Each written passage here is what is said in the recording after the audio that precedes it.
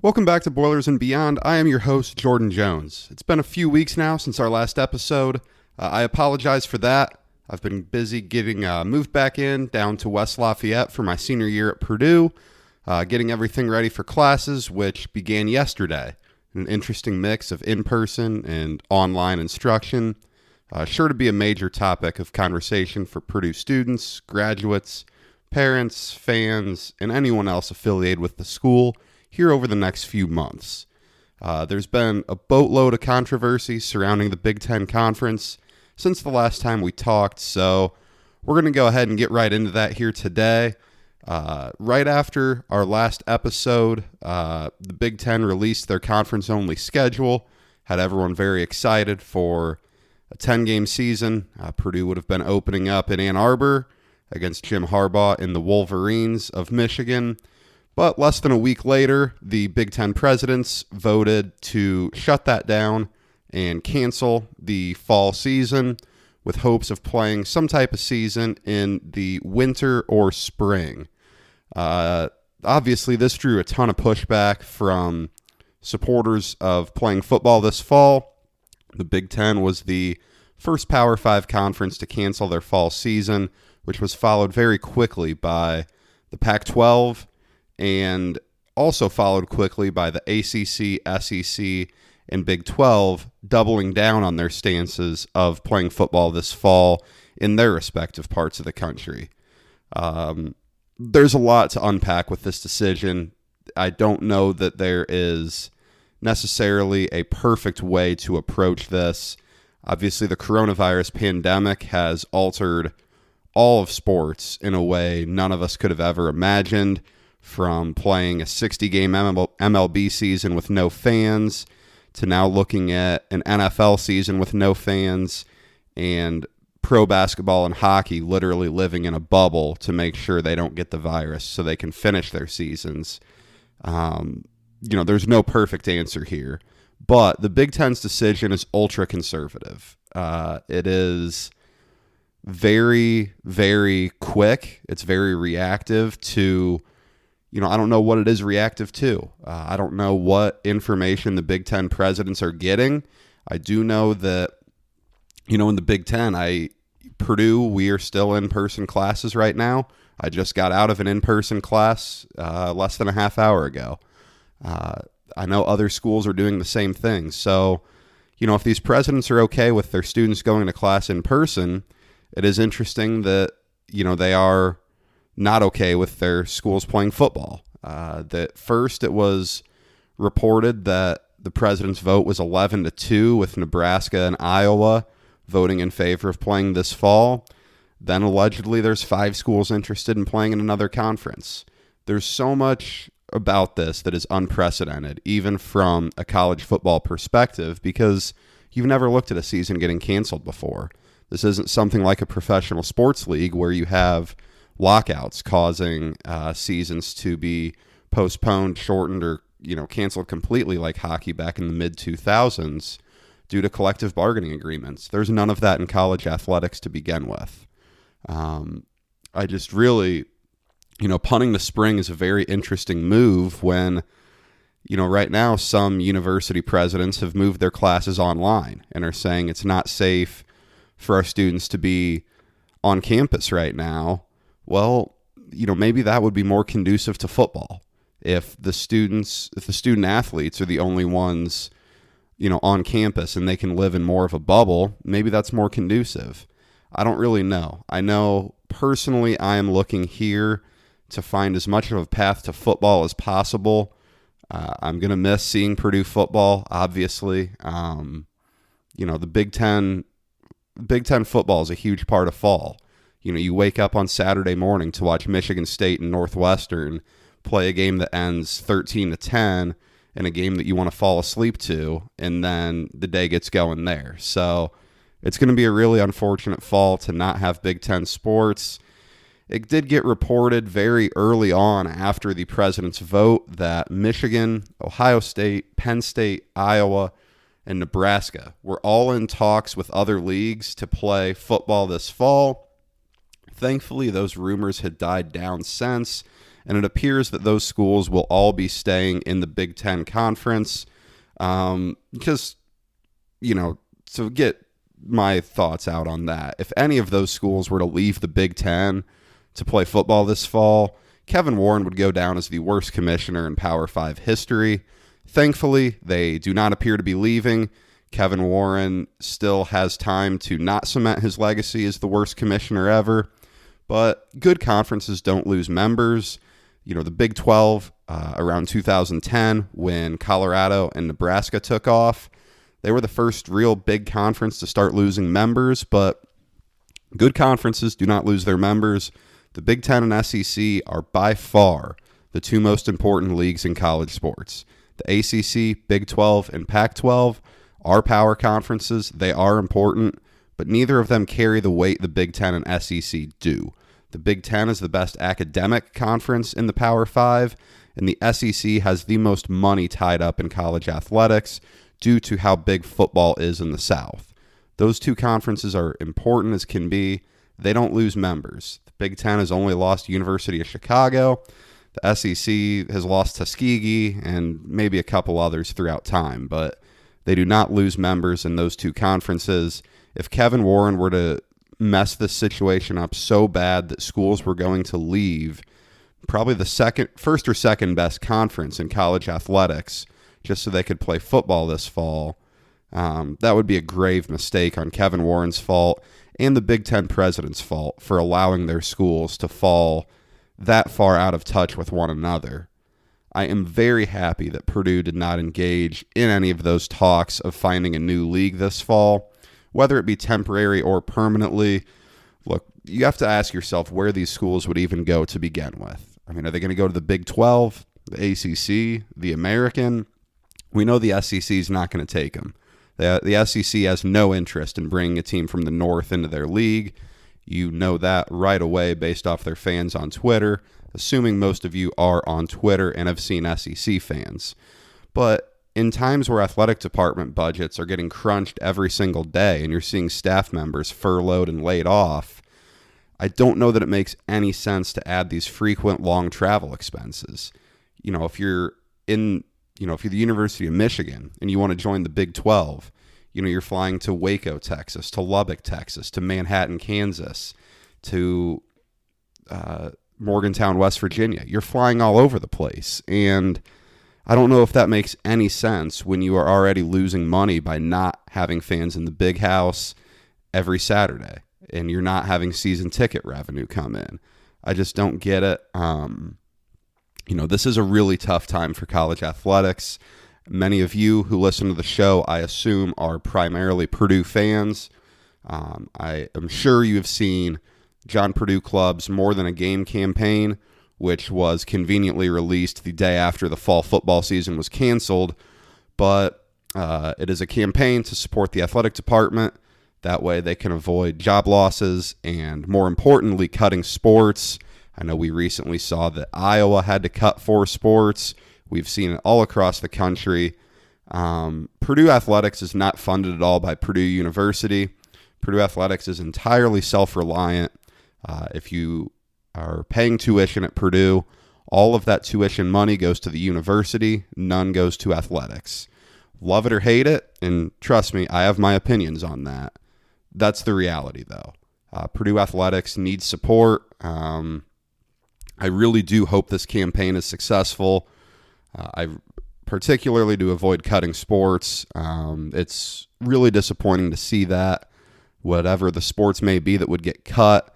I know my family has deep ties to college baseball, and you have seen some of the mid-major schools cutting baseball programs this week, or even since the quarantine period happened and college sports were shut down. It's just disappointing to see that because I know there's so many families who have deep ties to all sorts of college sports, and I would hate to see schools start having to cut those programs because of the financial impact that COVID-19 has had. So I really do hope that this campaign goes well. Purdue Athletics has made tremendous progress in the past few years under the leadership of Mike Bobinski. I really, really do hope that the lack of revenue doesn't slow the progress that Purdue has made. If you've been in West Lafayette lately, you have almost guaranteed to have seen the new video board up at Rossade Stadium. It is spectacular. I was on the golf course on Ackerman Allen the other day, and you could see, from the golf course, the video board. You can see the lights. Rossade has made so much improvement over the past 5 years under the leadership of Mike Bobinski. It is truly phenomenal. I think the best days of Purdue athletics are ahead of it, and I really hope this campaign is successful to make sure that we continue to be able to see Purdue move in the best direction possible. Back to discussing the Big Ten, though. I just really disagreed with the Big Ten's timeline here. I don't know how you release a schedule just to cancel the season a week later. That made zero sense to me whatsoever. I don't know how in less than a week the university presidents went from okaying a 10-game conference-only schedule to a fully canceled season and not looking at playing football until January 2021 at the soonest. It just doesn't make sense. I don't understand how Kevin Warren and the Big Ten presidents came to these decisions. There was clearly very little input from players here. I do think that's important. Granted, we can go all day on an episode about the way players are represented in college athletics today, but I do think if you're looking at canceling a season, it's very important to at least look at what the players want, what the players feel. I don't know. Even the coaches as well. I don't know what type of input was there. To make matters worse, Kevin Warren, the new Big Ten commissioner, was very silent in the days following this cancellation. I think many people will remember Kevin Warren taking over the Big Ten commissioner spot from Jim Delaney, who was the longtime Big Ten commissioner, very successful Big Ten commissioner who brought expansion into the league, brought the Big Ten network to life, and really, maintained the Big Ten's image as a top 2 conference in college sports. Warren went completely silent. You saw outrage on Twitter from coaches, players, and parents, really speaking their minds about their disappointment that the season was canceled, that they had very little input in whether the season took place or not. I would be interested to see, however, to defend Kevin Warren slightly and to play the devil's advocate, although I will not defend Kevin Warren much on this decision. I would be interested to see what the percentage of parents and players are who are okay with the Big Ten shutting it down in the fall. I know from a high-profile perspective, Justin Fields has been very vocal about wanting to play this fall, but the second biggest quarterback name in the league, Minnesota's Tanner Morgan, has been outspoken that he was okay with the season being postponed to the spring or winter. Ohio State parents were very outspoken, but Ohio State sends the most players to the NFL. There's obviously that interest involved there. I would like to know, how do Rutgers parents feel about this? How do Northwestern parents feel about this? Again, I don't know. I'm not saying that, Ohio State parents are wrong, and I'm not saying that a parent would be wrong for supporting the delay of the season.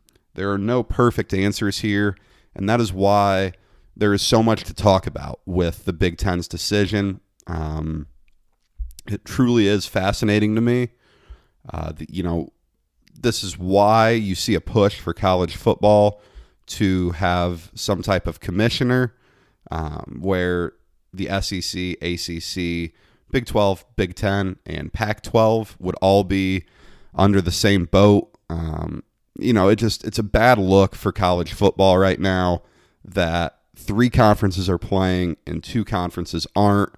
And, we'll see what's going to happen here. If the 3 conferences playing are able to play in a month, in late September, I think September 26th is that targeted start date.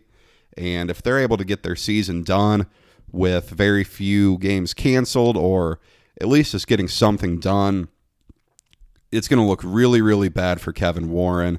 And if you think Big Ten fans are pissed off right now with not having a season, just wait until we're watching a college football playoff in January full of ACC, SEC, and Big 12 teams, and the SEC fans are starting in on the Big Ten on Twitter, getting all the Twitter conversation of college football fans fired up yet again.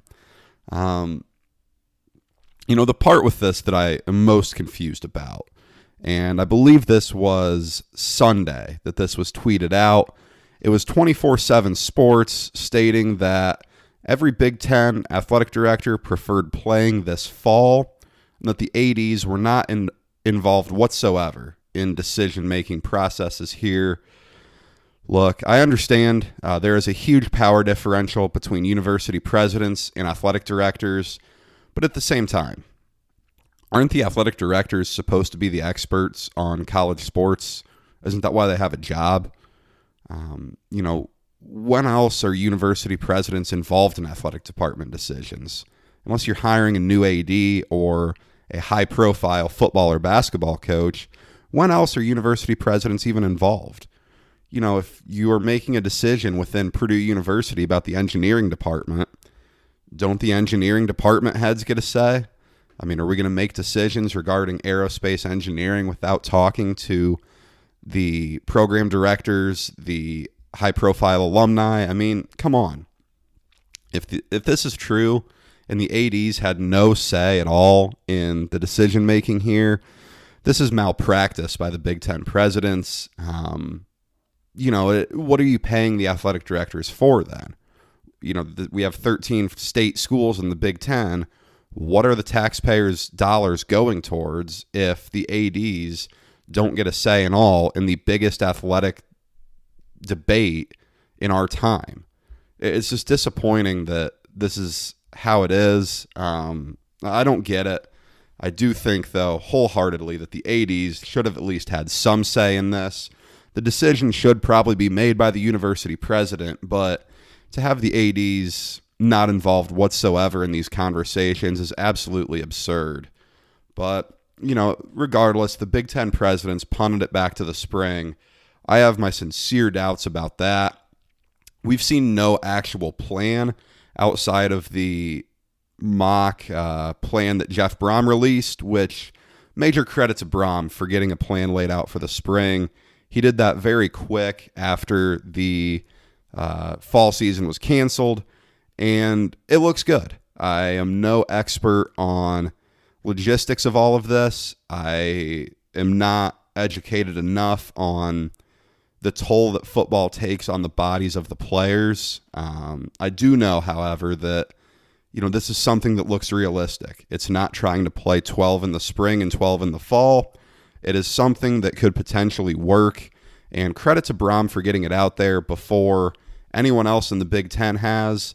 I would love to see the Big Ten get a plan in place prior to these other leagues kicking off. I think it would be very important for the Big Ten to have something in their fans' hands that they can look forward to when on September 26th, everyone's sitting on the couch with a case of Bud Light watching every other school play besides their own. I think that would be very, very important and great optics for Kevin Warren and the university presidents. I was never a huge fan of this whole spring season idea. I'm definitely a traditionalist when it comes to most things sports related. I would love to have a season in the fall over a season in the spring, but clearly this isn't what the Big Ten presidents are willing to do. Get us a spring season. The players have worked way too hard for us to not have a football season at all. These guys were back here over the summer. They were putting in a lot of time in the weight room doing socially distanced workouts with masks on. Those guys deserve to have a chance to play. I am not a fan at all of the fact that they were not given much of a chance to play at all in the fall, but I really hope that the players can be a priority here and get them on the field and let them play, because it's been made very clear that the players want to play. We have seen so many speculative tweets about what's going on in the Big Ten right now from completely unreliable sources. I'm sure many of you have seen the Twitter user who goes by the name Sir Yacht. He's had plenty of scoops on takes and potential outcomes of the Big Ten, decisions that make zero sense. I know on the Barstool college football podcast, Unnecessary Roughness, there was a great segment making fun of that. But look, just don't look too much into anything until you hear it from a respected source. CBS, 24/7, Rivals, ESPN, anything like that. That's where you're going to get your best sources. The Athletic is another good one as well. But just be smart here. Don't get your hopes up because someone named Sir Yacht tweeted something.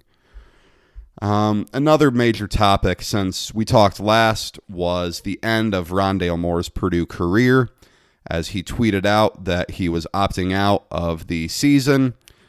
Look, it's not surprising. I don't think anyone who is a Purdue fan can blame Rondale Moore here. But 17 games was not enough for us to have Rondale Moore in a Purdue uniform. Just the most exciting player Purdue has ever had, and I don't think it's close. No one's ever going to forget that debut game against Northwestern on the Thursday night season opener on ESPN. Moore breaks the school record for all-purpose yards in a game. And, really a game Purdue should have won. 3 first-half interceptions by Elijah Sindelar. Brom not opening up the playbook for David Blau.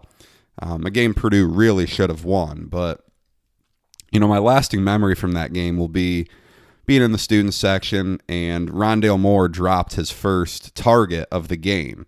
And my buddy looks over at me and all my other friends and goes, "Oh, he was a 4-star," complaining about the 4-star recruit not making a catch. Well, then Rondale goes and breaks the school record for all-purpose yards in a game, and we still pick on my buddy for that to this day. But, that freshman season was just truly unbelievable. No one has ever seen anything like that at Purdue. We've had plenty of talented receivers. Taylor Stubblefield, John Standiford, Dorian Bryant stand out, but nothing like that at all. The night Ohio State came to town, Purdue pulls off the greatest upset in school history.